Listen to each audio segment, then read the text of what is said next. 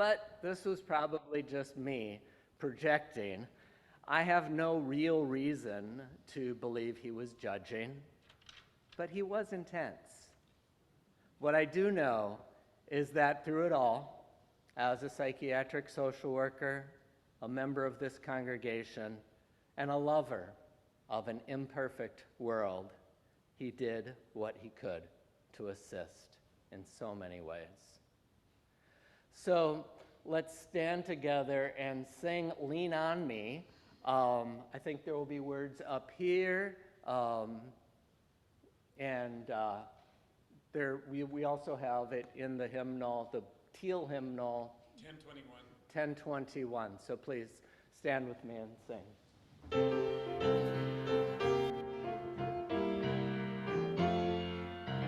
Sometimes in our lives we all have pain, we all have sorrow, but if we are wise, we know that there's always tomorrow.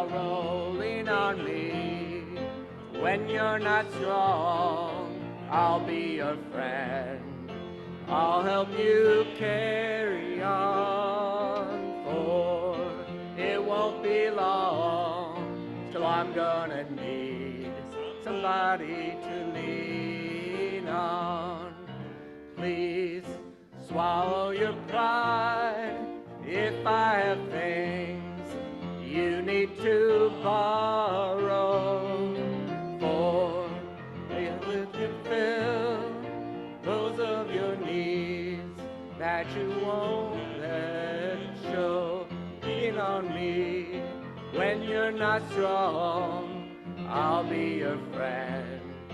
I'll help you carry on, for it won't be long till I'm gonna need somebody to lean on.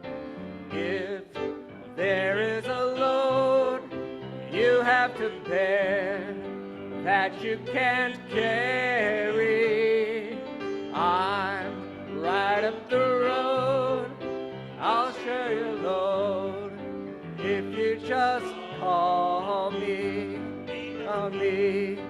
when you're not strong, and I'll be your friend. I'll help you carry on, for it won't be long till I'm gonna need somebody to lean on. Just call on me, brother, when you need a hand. We all need somebody to lean on. You just might have a problem that you understand. We all need somebody to lean on. All right, thanks, and thanks, Kevin. And now Todd has a reading to share.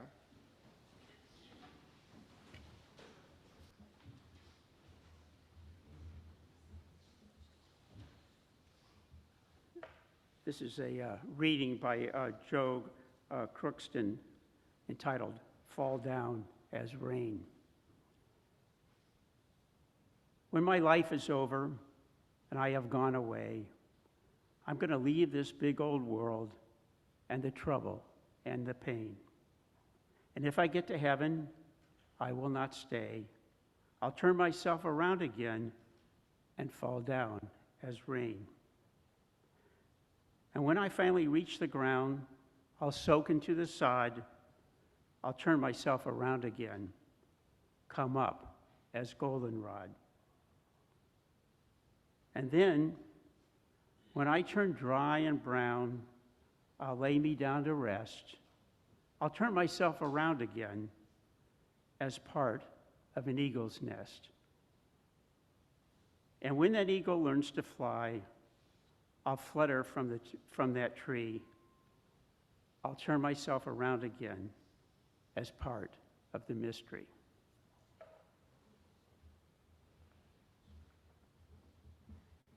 Thank you, Todd. And now each of Rick's kids is going to have something to share, and then afterward, We're going to invite anecdotes and tributes from any of you.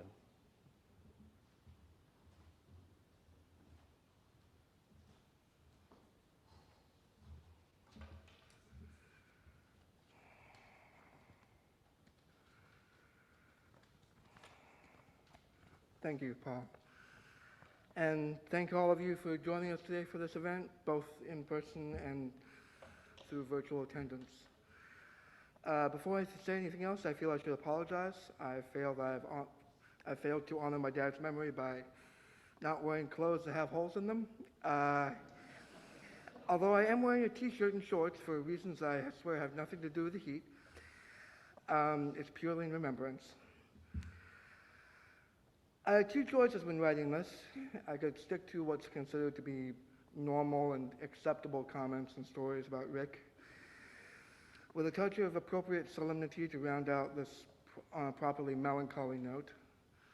I actually attempted to write two such speeches until I realized that it just wouldn't be right. It would be fake and artificial, and that would probably do a greater disservice to him. So I apologize in advance to my brothers for whatever I'm about to say. Don't worry, I'm not going to say anything too bad. Almost everyone here is aware that I did not have the same kind of relationship with my father that my brothers enjoyed. They were, as I have been repeatedly reminded, the perfect children. They got good grades, they were highly athletic, and they were socially well-adjusted. I was none of these things. My relationship with my dad actually begins really before I was even born. My father had repeatedly asked Mom for a series of prenatal tests to ensure that I was healthy because, in his own words, the one thing I can't handle is a disabled child. Fate, it seems, is not without a sense of irony. That initial response pretty much set the tone for my early years. I don't know how much was due to my medical frailty and how much was due to his own personal choice, but the bottom line is that I hardly interacted with my dad as a toddler, at least compared to my mom. I do have some scant flashes of positive images with him playing with me from around that time, but I can scarcely remember it. The later years were less pleasant. My early years formed me into almost the exact opposite of what he wanted. I read books for the fun of it, not just for information collection. I loved fantasy. I was attention deficit in the 96th percentile, which went undiagnosed until my junior year of high school. My father was almost entirely unable to understand me. This disconnect went both ways. Rick was a almost self-admitted workaholic. My father loved doing what he did. He saw his work as a form of higher calling beyond being a source of income.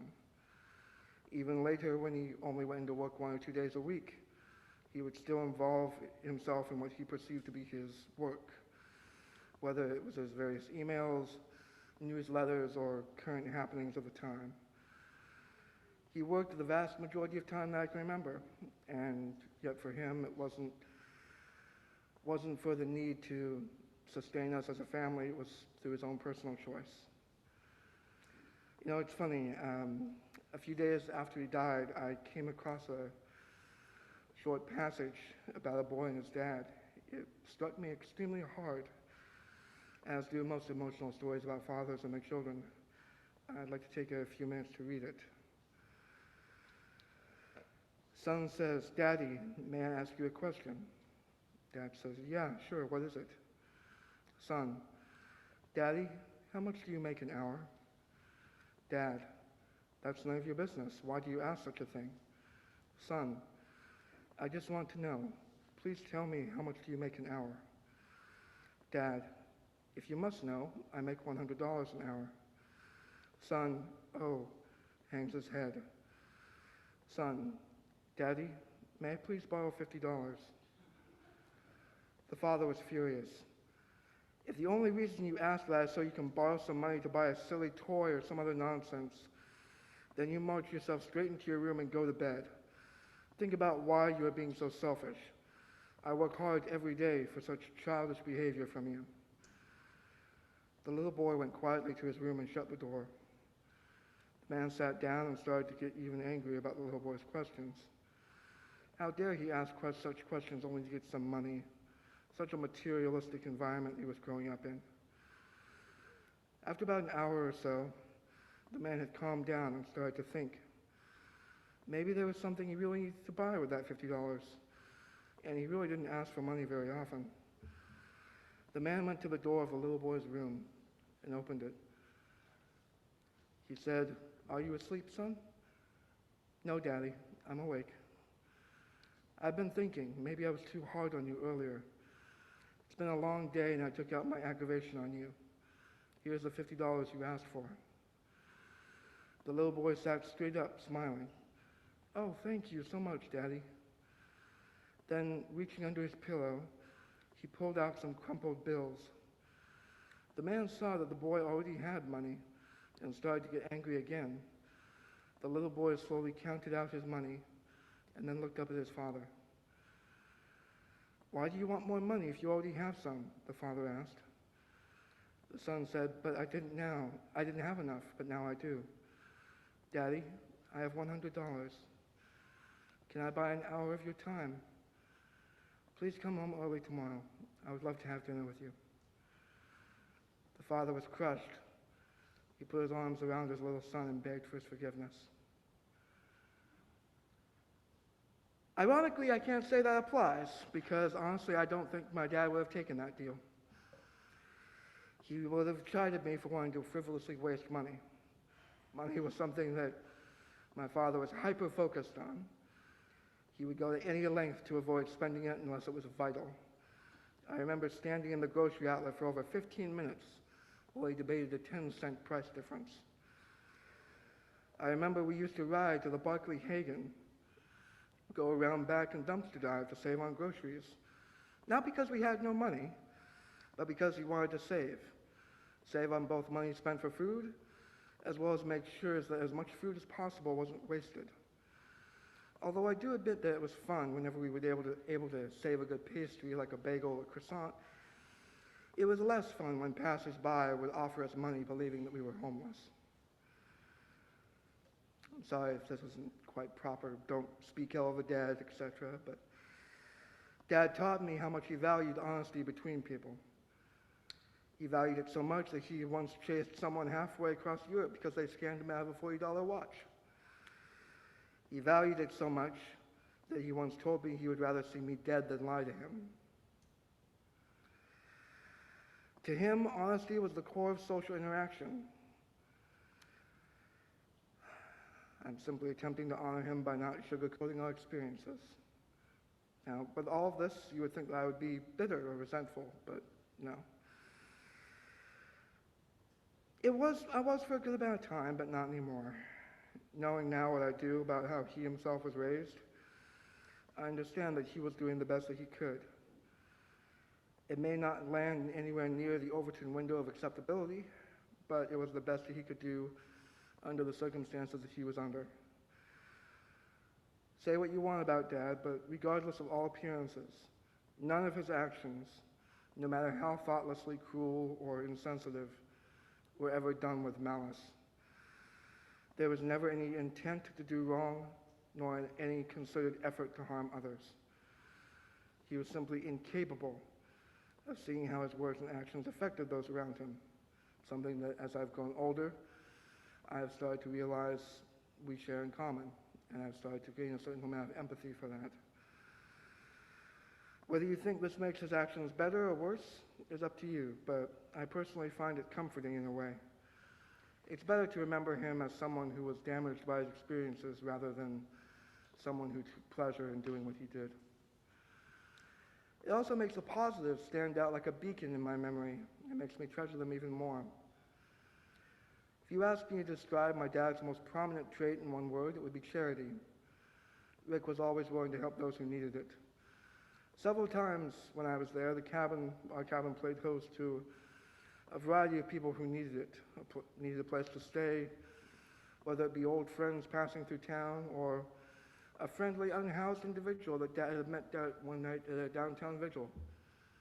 how one of the people he invited ended up staying with us for several years. No one ever got turned away if we had the means to help them. His philosophy was very simple. Their needs outweighed his comforts. It's a lesson I've done my best to take to heart and emulate in my life. I've been called irresponsible and naive as a result, but I'm sure that's the least of what he was called when he did it. In fact, when I told him what I had been doing, he told me that he was proud of me. At 26 years old, that was the first time I'd ever heard those words, and they truly resounded with me. Granted, by that time he'd been declared mentally incompetent, so I don't know how much stock I can put in them, but I'll take what I can get. In fact, I share quite a few similarities with him. Our charity, our environmentalism, our visceral intolerance of cruelty to flora and fauna. Despite being brought up as a vegetarian by a supposedly vegetarian family, I am now the most strict vegetarian in our family by a long shot. Speaking of food, I also share Dad's talent for cooking, or should I say complete lack thereof. I have been informed that the only good thing I'm capable of cooking is eggs, and I can testify that the only thing that he was proficient at was his pressure cooker. As I've grown older, I've also come to share his interest and investment in political awareness, if not activism. I now understand better his seeming need to always read and understand the latest happenings, and not shut himself off to the sufferings of the wider world. Unfortunately, by the time I was beginning to dive into that realm, Dad was too far gone mentally to have the kind of conversations that I suspect we both would have loved. I can just see us, each sitting on the couch in the living room of our cabin, comparing notes on the issues of the day, debating and educating each other, comparing source materials and lambasting Fox News.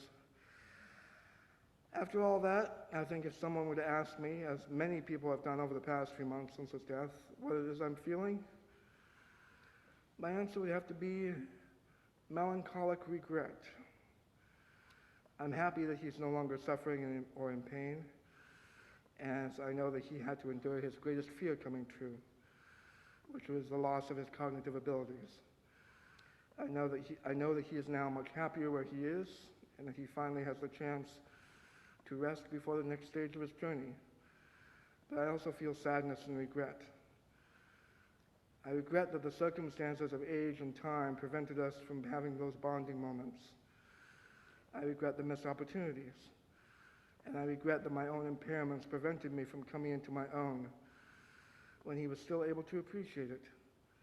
And maybe allow us both to realize that although I may not have had the inclinations that my brothers did, whether by choice or by medical necessity, I am my father's son, at least in the ways that mattered.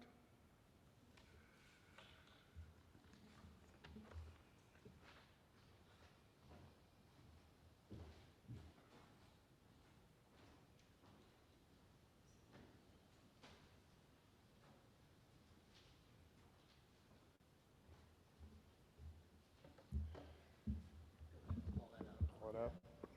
There we go. You guys can hear me? All right. So I'm Justin. For those of you who don't know me, I'm Rick's middle son. I'm honored to be up here standing, talking to you guys, not only in memory of him, but also as a testament that you can survive an upbringing with Rick as your father. He obviously wanted to instill that adventure sense into his boys at an early age. So as soon as I could walk, probably 1 year old, we'd start going for hikes in the woods. And as most 1-year-olds, I couldn't walk very far, and I needed naps.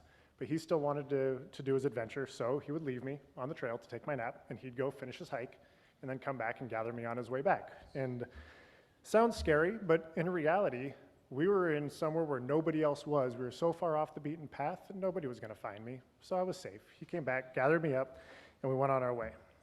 Fast forward a few more months, I was about 3 years old, and Eric was at first day of kindergarten orientation, so mom and dad were inside with him, and I was left to my own devices outside. Well, I'd learned from Rick that adventure is a good thing, so I started exploring the playground as a 3-year-old by myself and managed to climb up and through the domed monkey bars up there resulted in a sprained neck and broken cervical spine. So I spent the next year, 6 months or so, playing with magnets on the fridge in a car seat. And then we moved forward a little bit further. The rest of my childhood, young childhood, was pretty typical. Broken arm, injured shoulder from crawling out of a moving van, open sliding door, because a lot of kids crawl around in vans as they're moving with an open door. But Rick caught me, and that's where the shoulder got injured, so he took good care of me as we did it. So we made it to about 1988. I was about 5 years old, and we went on a kayak trip on the west side of Vancouver Island up near Barkley Sound. And Dad was in the back, Eric and I were sitting in the front seat. A neat little spray skirt that had 2 little head holes that Eric and I could poke our heads out of as we were paddling. And there's a big commotion in the water, seagulls and splashing water and all that kind of stuff. So like any good father, he said, let's paddle over and see what's going on over there. So we paddle over, and it's a shark feeding frenzy. There's a whole school of fish, and there's shark going nuts, and the birds are down there, and he wanted to observe nature. So we paddled into the middle of it and sat in the middle of the feeding frenzy, which was great until one of the few shiny things that Dad owned was a wristwatch that was bright, and he sat in the kayak, and that reflection, like a spinner on a fishing rod, reflection in the water attracted those sharks. So sure enough, one leapt out of the water to grab that wristwatch and luckily missed. The nose bumped his arm, the boat wobbled, we all froze, and we paddled. He said, that's probably close enough, and we paddled on out. Now we'll move forward a little bit further. I was about 13 and found a shipwrecked sailboat on Lake Whatcom, and we spent 6 or 9 months fixing it up, the little wrecked loose boat. And we decided we were going to spend 10 weeks sailing it through the San Juan and Canadian Gulf Islands. So on one particularly rough day in the morning, he decided the weather was going to calm down, because red sky at night is sailors' delight, and red sky in the morning, sailors take warning. Well, the night before was nice and red, so the rough seas in the morning were going to abate. So we went across the Strait of Georgia. And he did everything he could to keep me safe. We sat in the cockpit. He kept me close to him. I had my life jacket on with duct tape all over it to make sure the stuffing didn't fall out. And that was great until the waves got big enough. They started crashing through and over the back of the boat into the cockpit where we were sitting. Well, we didn't think about building self-bilging holes in the boat. So I was down there bailing, and he decided, you know what? It's time to probably put up the storm jib and reef the mainsail. So unfortunately, he was at the helm, and that left a 13-year-old me to scurry around on the foredeck of this boat and try and figure it out without guardrails or wires or anything else. It was just me and holding on in my duct-taped life jacket. And we made it. We made it. And we could not drop sail and motor in because the boat didn't have a motor. That would not work. So we had oars instead. We had big 18-foot oars on an 18-foot boat that you could not paddle if it was stormy out. So our only choice was to sail. But we survived. A couple more years, I was 15 years old. We took a great trip. We rode our bikes from Canada to Mexico following the Continental Divide, Montana, Colorado, Wyoming. Now I live in Colorado based on that trip. It was a wonderful experience.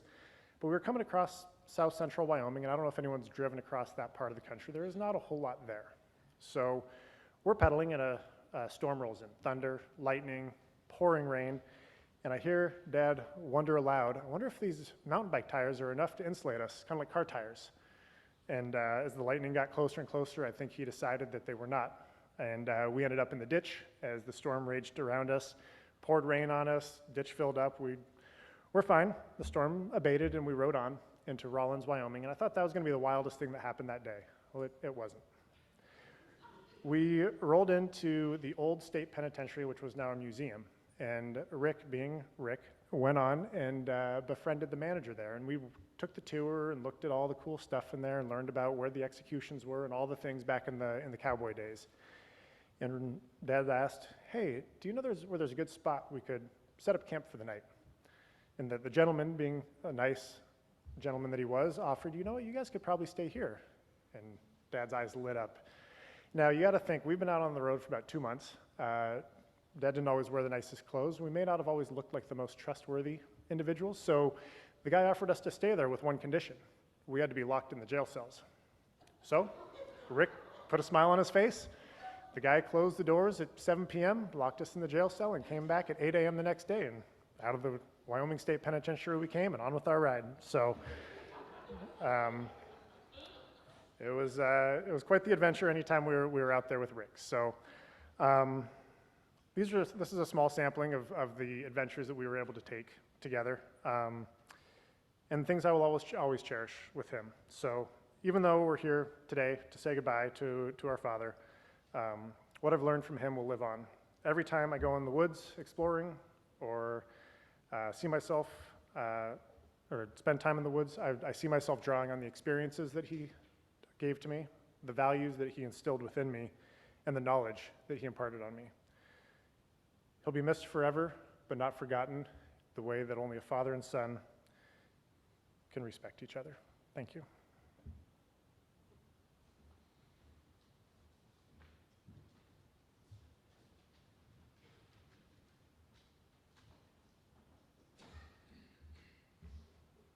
Hello. Thank you all for being here. Thanks to Paul and DeBuff for hosting this event to celebrate our dad, Rick. Thank you to those of you who are part of this community and congregation. I know that for him being a little bit of an oddball, having a community that was willing to accept him for all of his flaws as well as his strengths certainly meant a lot to him to find a place that he felt like he belonged. And thank you to all of you who knew Rick and are here to visit and honor and learn more about him today. And thanks to Todd and Justin and Forrest for helping us dissect and understand the human that was Rick and all his flaws and glory. So we chose the song "Lean on Me" to start the service because I think that's a really important part of this is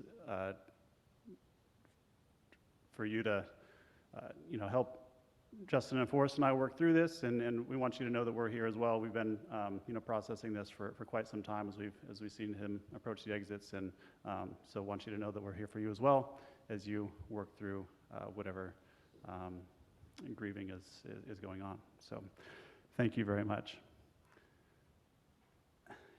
As we've heard already, Rick was a man of contradiction, right? He had great strengths that came as a double-edged sword with great weaknesses as well. One of those was that he appeared not to really care what people thought of him. I mean, the clothes he'd wear, some of the choices that he'd make. But it was interesting that he actually had a vision of himself, a reputation that he worked extremely hard to uphold. And so there are certain legends in the family of Rick that I want to share with y'all. And they start when he was just a young child. He was the star of his very own storybook called Bad Mousy, written by his mother. And that book is out on his display today. It sort of speaks to some of the traumas in his upbringing that ended up influencing his fathering perhaps later on as well. But despite that, he always was fairly good-natured about the fact that he was the star of this book and one of the two main characters. So he was always a friend to those in need, whether it was man or beast. When he was a child, his best friend moved back to England with his family. His friend's name was Robert Wade. He's now a professor at Cambridge. And in his friend's absence, Rick befriended a squirrel that had fallen from its nest, named him Robert in honor of his friend, and rehabilitated the squirrel until it was ready to rejoin the wild, and that's been a theme that's been consistent with many of his relationships in life. Another legend, after Hurricane Camille hit Louisiana, he went down, he was going to study at Tulane University, and there was a shipwrecked sailboat, and he decided he was going to fix it up and sail around the world. And this wasn't the days of YouTube where you could figure out how to do anything that you wanted to. He had to get books and research this, figure out how to become a carpenter and a welder and a boat builder. And he put this boat back together, sailed across the world, started to sail across the world until he realized that he got very seasick very easily. So he turned that boat around, came back home, and decided to go to Tübingen, Germany, and continue his studies of engineering there. Rick was a pretty mild-mannered gentleman, but as Paul said, he had some intensity to him, and one of the things that would irk him more than anything was if he was stolen from. And so at one point in Germany, someone, I don't remember the exact details of the interaction, but stole something from him, and he just went on fire. He was on his motorbike and went tearing off after him. Unfortunately, this resulted in a severe motorcycle crash, put him in a coma for 3 days.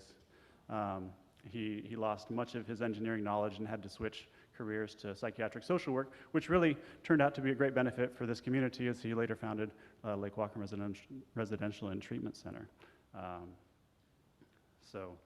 He did maintain one aspect of his engineering, though. It turns out that anything can be repaired, MacGyvered, with nothing more than a bicycle inner tube. So, yeah. I mentioned Lake Whatcom Residential and Treatment Center. So when Rick moved to Bellingham, there was this organization called Blue Canyon at the south end of Lake Whatcom.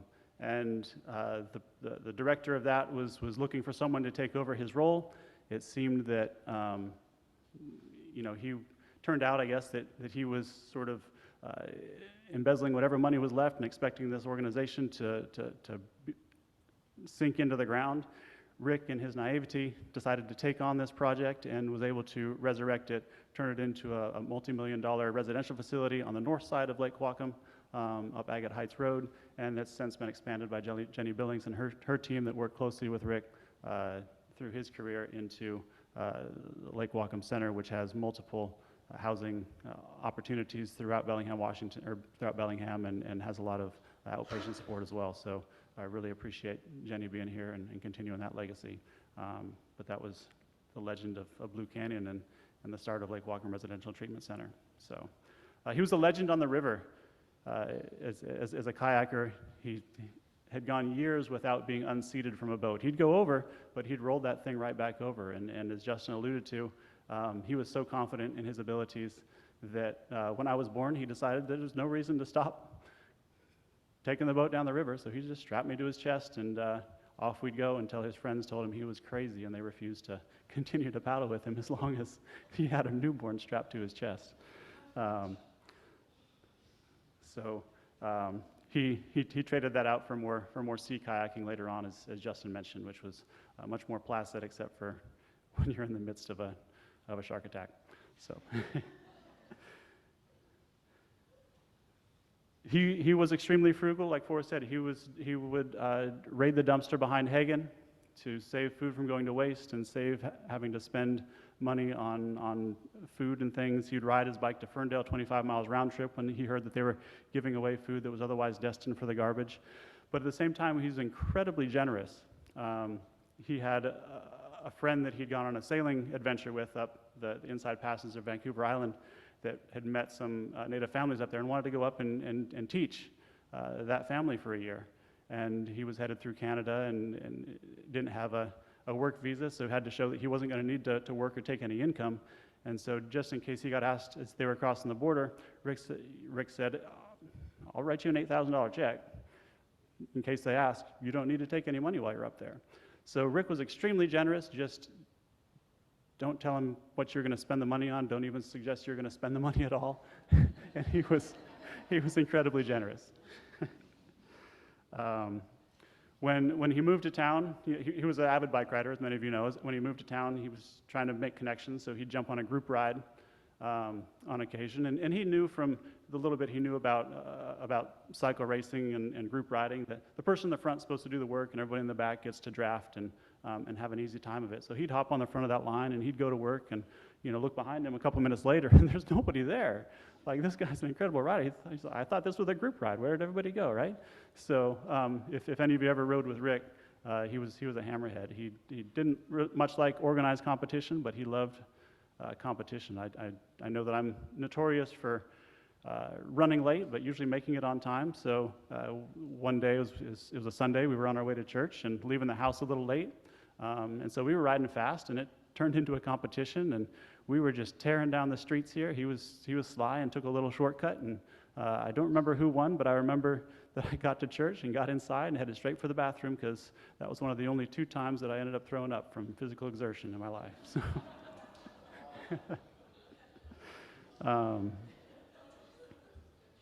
yeah. Speaking of biking, he was also a superhero for a while.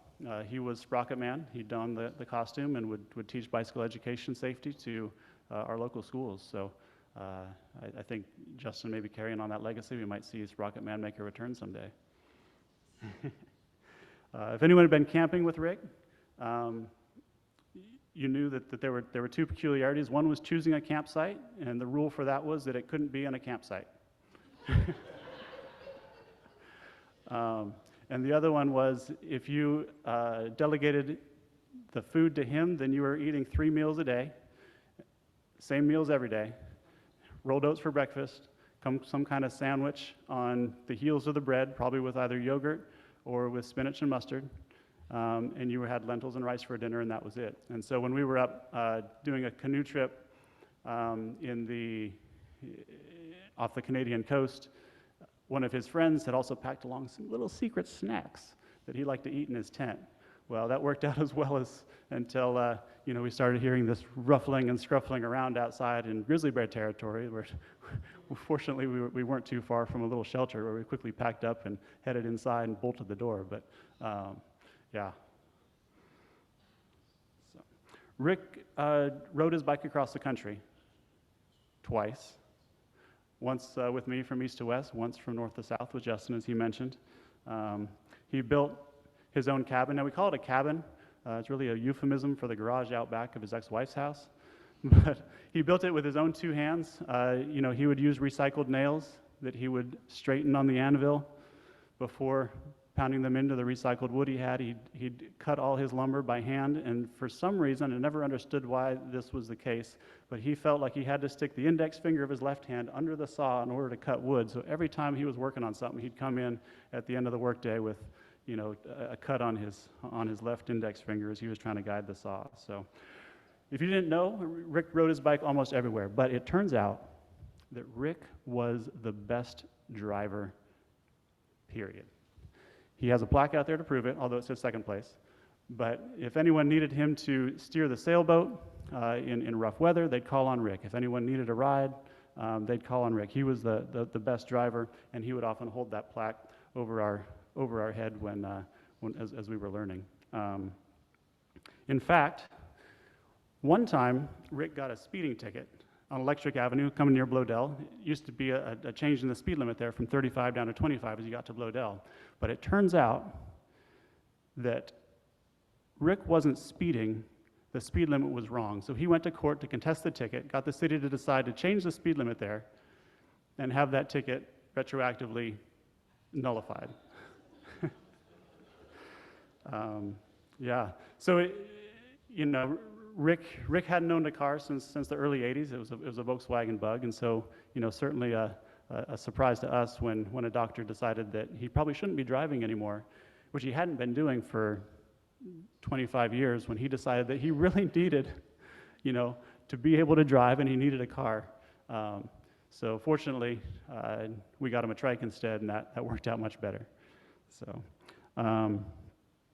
the last legend that I'll leave you with, the legend of Rick Dudley, is that right after he passed, I looked out of his window, and there was a little black squirrel out there in and amongst the trees. And this squirrel was playing with a little branch, climbing partway up the trunk of the tree and leaping off and just jumping and frolicking in the air as though it had found legs and energy that it hadn't been able to use for the past several years, and it was just so happy to be back in a body that worked.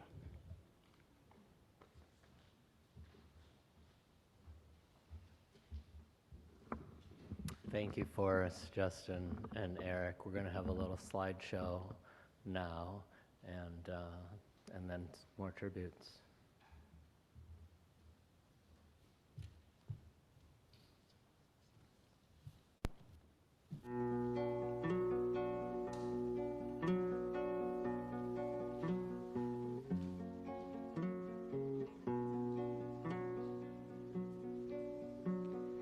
On a wagon bound for market, there's a calf with a mournful eye. High above him there's a swan swiftly through the sky. How the winds are laughing, they laugh with all their might. Laugh and laugh the whole day through, and half the summer's night. Donna, donna, donna, donna, donna, donna, donna, donna, donna, donna, donna, donna, donna,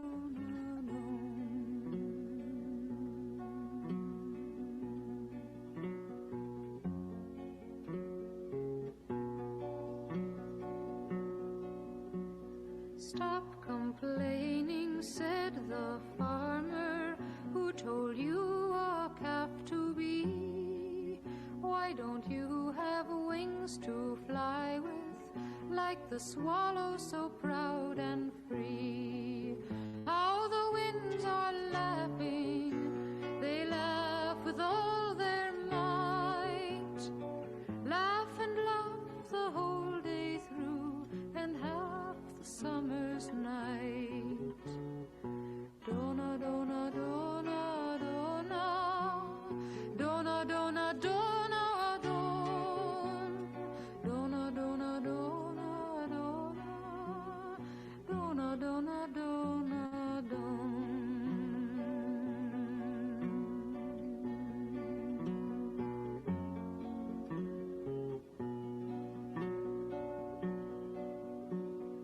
Calves are easily bound and slaughtered, never knowing the reason why. But whoever treasures freedom, like the swallow, has learned to fly.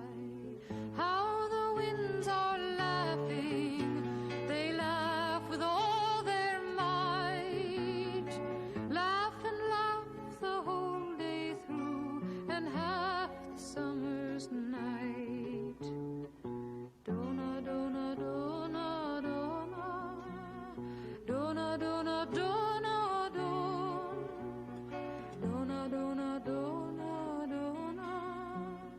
donna, donna, donna, donna.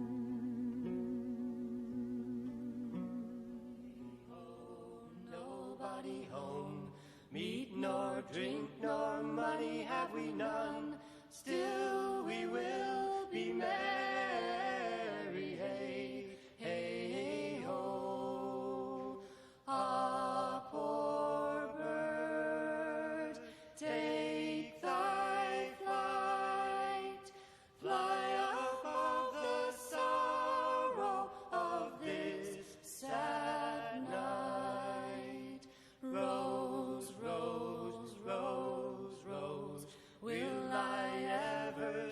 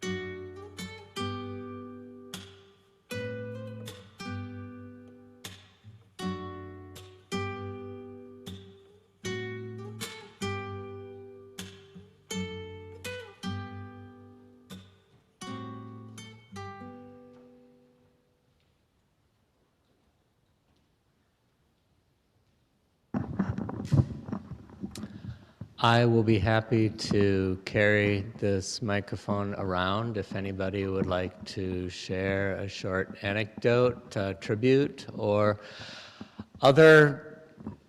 anything that reveals something about Rick's character. Rick was an honest man, and I think he wouldn't like me being dressed like this today, but he would probably like people telling the truth.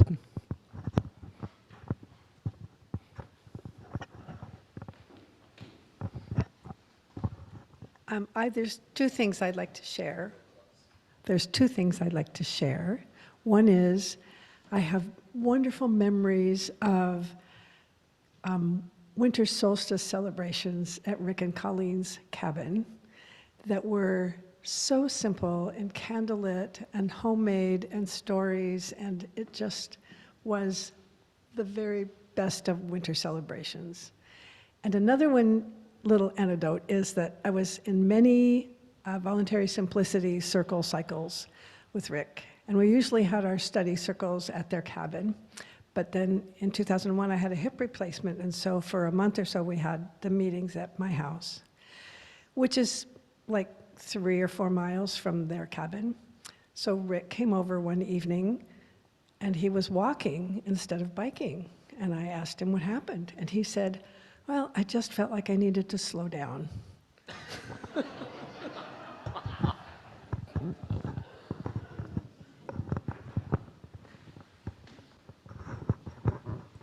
Hi, I'm Nancy Hart and was a member here in the Unitarian Fellowship for many years, and that's how I knew Rick. And Hunter and Eric and Justin, I wanted to thank you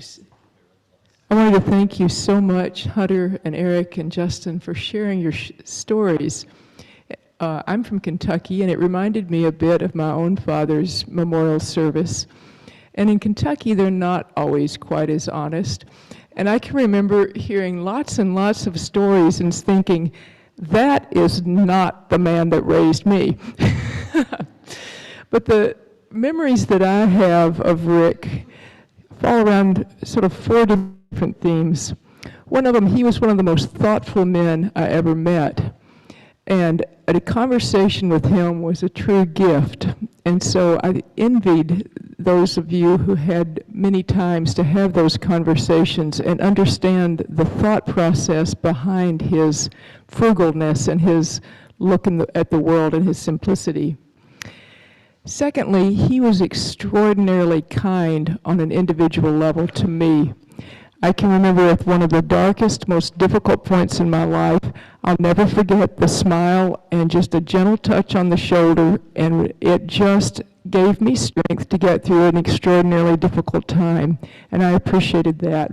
And I think that is part of his work for the Whatcom Treatment Center.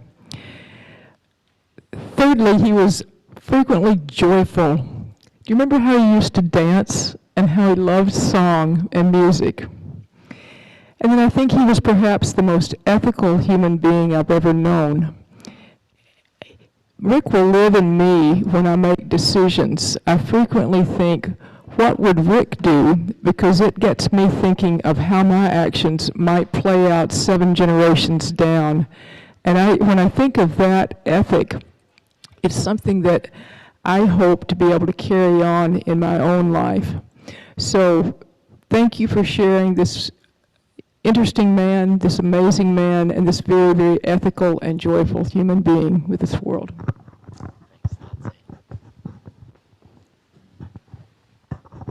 My name is Terry Lewis, and I was on the board of directors at Lake Whatcom Residential and Treatment Center for about 10 years and had the pleasure of working with Rick during that time. And I can just say that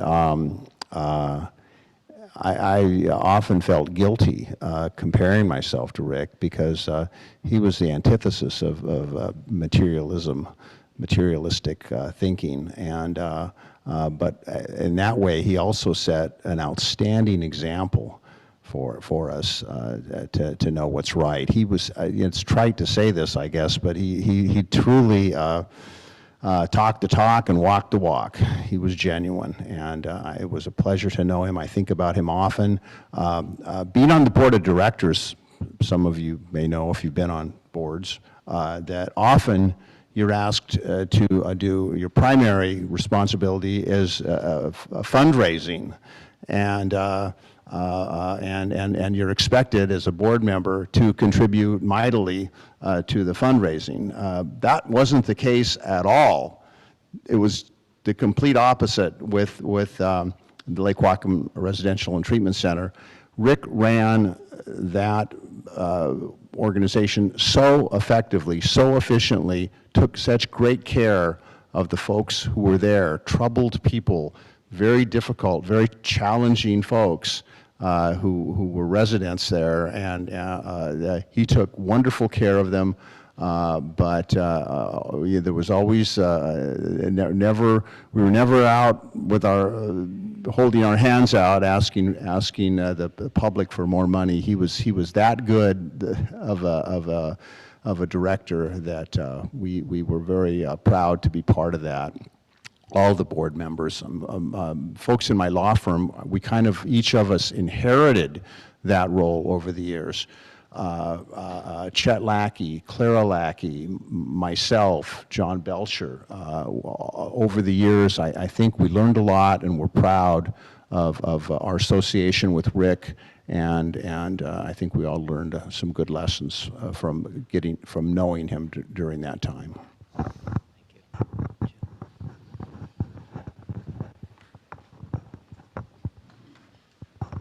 My name is Pat McGarry, and I too served on the board of directors when they were on the south end of Lake Whatcom, and we were beginning to build up on North Shore.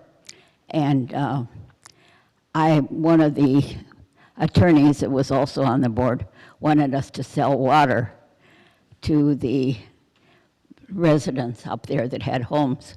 And I said, I was just a little realtor housewife, and I said, no, we can't do that, because we'll have to give them water whether we have water or not. One day I was walking downtown. Suddenly this big brute came and put his arm around me and said, thank you so much. We'd have to be closed this summer because it's so dry. And then another incident with Rick was that I was remodeling my house on Cable Street, adding onto this luxurious going to be house. And I was at a meeting. Somebody asked me how I was doing with my remodel job, and I said, well, I'm out of money. And Rick said, meet me at the bank tomorrow, and I will loan you the rest of the money you need.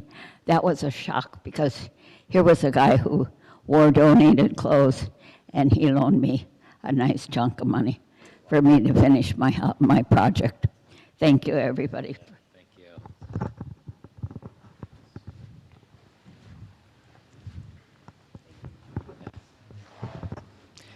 Can you hear me okay? Good. My name's Jenny Hahn. I was on that sailboat trip that we went up the Inside Passage. And I'm going to see if I have some notes here to follow, because there were so many stories. So I remember I was going to Huxley College of Environmental Studies. I was Gene Meyer's girlfriend at the time, and we all met down at the harbor because we were going to sit on the boat Lacothia and figure out, can we do this journey? And everybody had to have a specialty. So I remember Rick's specialty was, well, first of all, the man who built the boat, it was a trimaran, and it had been built as a high school project in the basement. It got so big that they had to bring it up to the garage, this young man and his father. And so that's the boat we were going on, because it hadn't been tested. And so this high school project was going to go up the Inside Passage.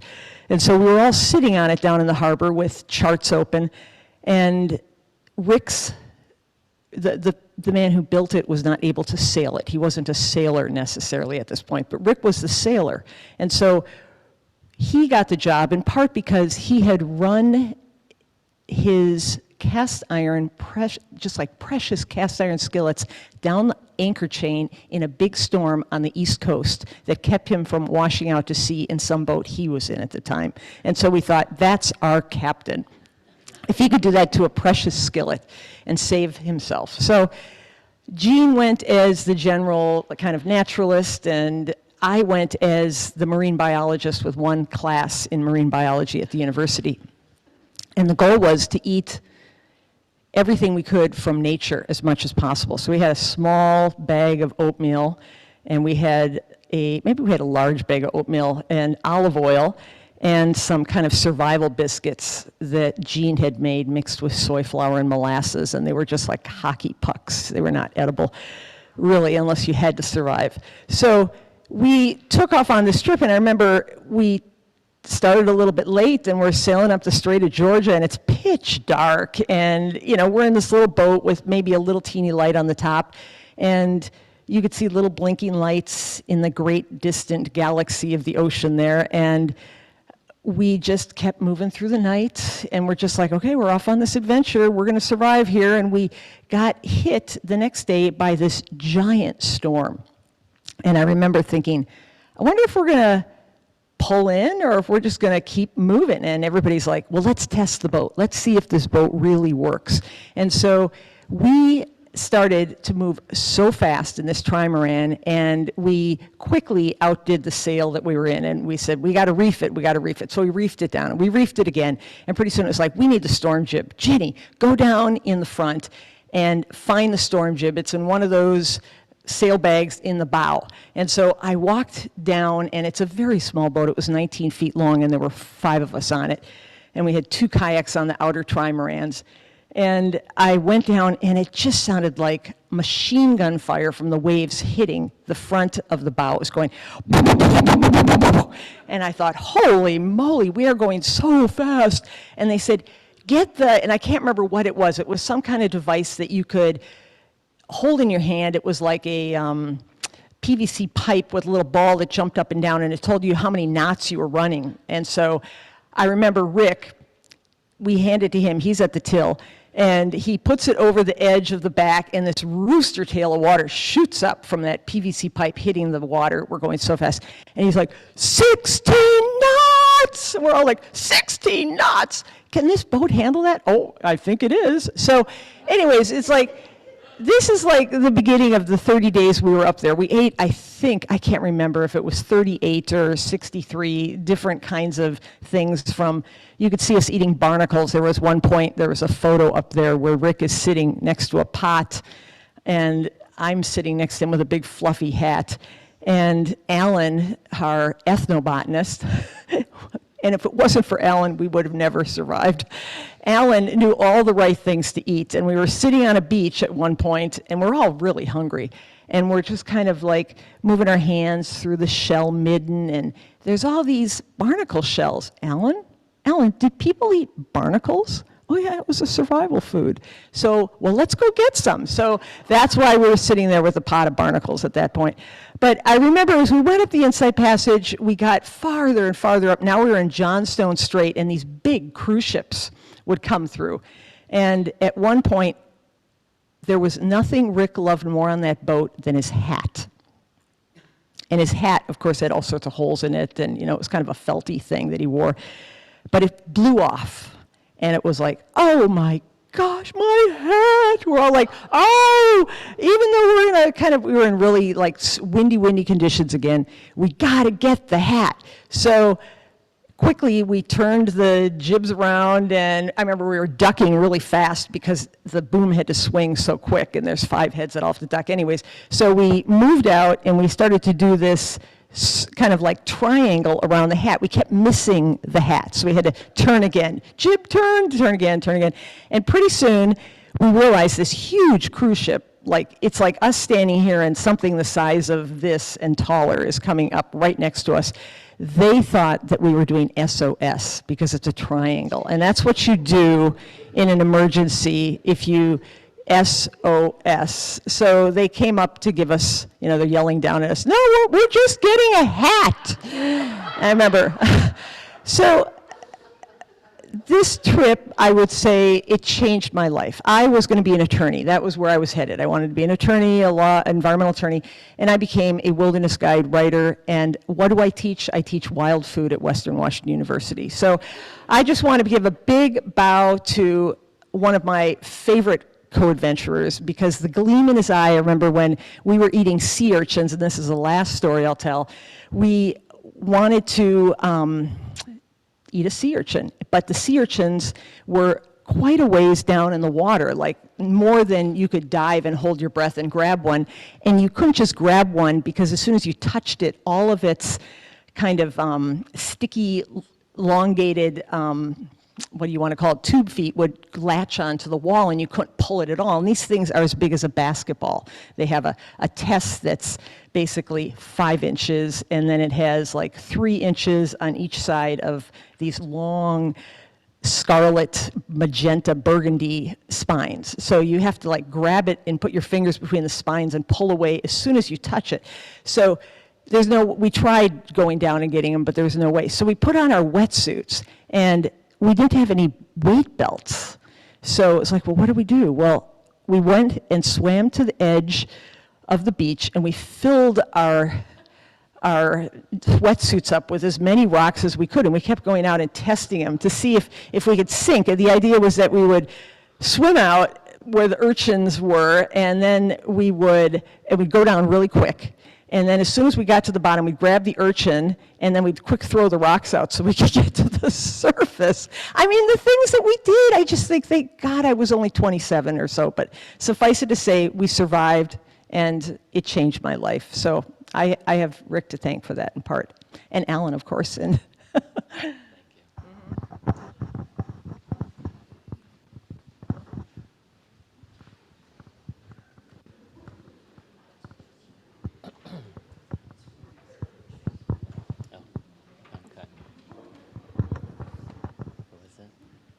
Somebody was raising their hand. I'm going to stand up because my neck's sore from watching you guys, and I want to see you here. Can you? Really close. Oh, geez. Well, I was just going to say that Rick, if he saw me here standing up, he'd go, uh-oh, no, but he wouldn't. He'd be really excited. I'm his sister. I don't know if you know that. And all of your stories brought so much back. And I wanted to say them, and I thought, no, I want to say them to Rick. Remember? So some of them, all the danger he put through, the people that he loved more than anybody in the world, well, I probably was in there too, but all the danger in kayaks, well, come here. This is one of the people I love most is my daughter. And I was a co-outfitter with her dad, and I always carried my children into the mountains on horseback.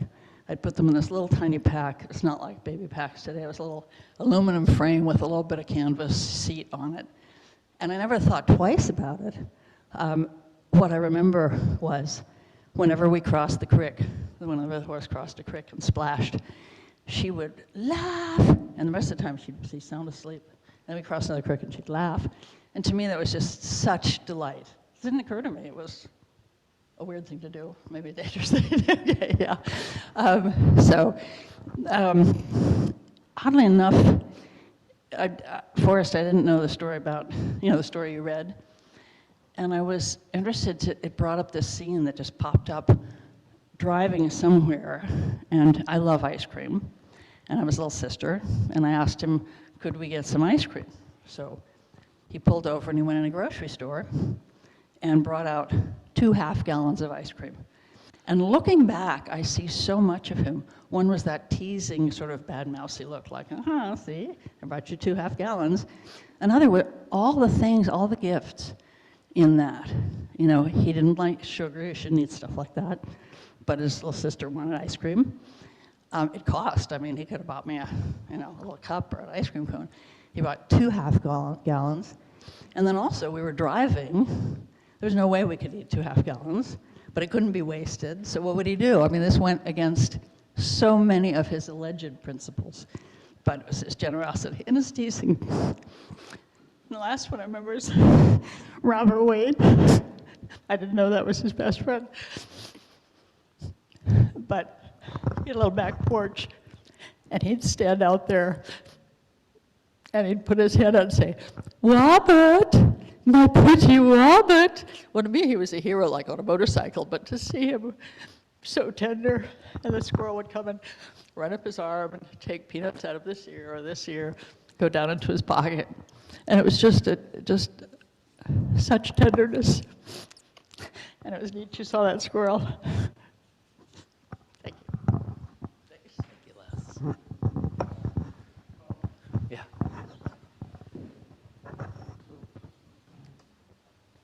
As we were preparing for this service, and I was thinking this morning of Rick and four things that I think he left behind that are incredible to me. For the past 25 years, I've had the honor of working with Rick on the Dudley Foundation. And for those of you that don't know about the Dudley Foundation, it's profoundly simple and pretty amazing that it's dedicated to alleviating unnecessary present and future suffering of all sentient beings, which I think really is so Rick. And, you know, his frugality is legendary, and your family knows better than anyone about that. We would sit in the cabin for many hours going through applications for the foundation. Rick would set aside maybe 3 pieces or 4 pieces of firewood for the day to heat the building. Frugal. But he lived frugally because he gave this money away. And in 25 years, we have given away to all these amazing causes. I'm humbled to think that I've had the honor to work with the family and to be on that foundation, just the good works that it's done. So he lived frugally, but it keeps going on. Give an example of numbers. Oh, well, I mean, Eric would know. I mean, we've given away millions of dollars over this period of time. The other 3 things which I think he left behind are these 3 amazing sons that I've gotten to know. They are truly incredible human beings, and they're going to carry his work forward. So, thank you, Todd. So we'll have a reception after the service today, so there'll be more opportunities to share stories, and the family hope you will join them downstairs. First, I have we have a song, and then I have some closing words. So this is a gift to be simple. It's in the gray hymnal in your pews. It's number 16, I think, and it'll be up here too. Yeah.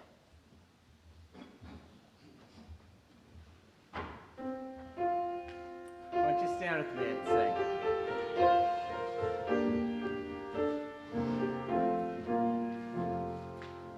Tis a gift to be simple, tis a gift to be free, tis a gift to come round where we ought to be. And when we find ourselves in the place just right, we'll be in the valley of love and delight. When true simplicity is gained, to bow and to bend we shan't be ashamed. To turn will be our delight, till by turning we come round right.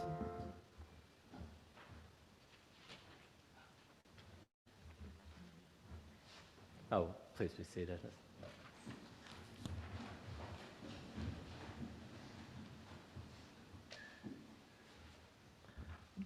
These are the words of Rabbi Abraham Joshua Heschel. The meaning of awe is to realize that life takes place under wide horizons, horizons that range beyond the span of an individual life, or even the life of a nation, a generation, or an era. Awe enables us to sense in small things the beginning of infinite significance, to sense the ultimate in the common and the simple, to feel in the rush of the passing the stillness of the eternal. Now, I would think if you want to give a respectful tribute to Rick, next time you see an old man walking along the sidewalk and he sees a pop can, you might think of Rick. He stops and picks that up, and then he turns and sees in the bushes there's a plastic bag, so he finds his way through the bushes to pick that up, and then he sees a flower and he bends down to enjoy that, and then beyond that he looks out to some great vista. It would be a tribute to remember Rick then, but it would be the greatest tribute to be that person, that, and not just that old man, that young girl, that anyone, because I believe that Rick's life did ripple out to create in us the potential to love and appreciate and give all of ourselves. So, thank you. Please join us downstairs afterward. Oh, and Todd has seedlings. Please remind me, Todd, what type of seedlings these are? Oh, yeah. You know, front door are some violets. They're all take one home, planted, and kind of Rick. There's some name tags there. I hope you heard that. Right by the door as you come in. So please help yourselves. And you might grab a little name tag if you want. So violet seedlings by the front door. Please take and distribute and plant and keep his memory alive. So let's all go on down. thanks to Todd for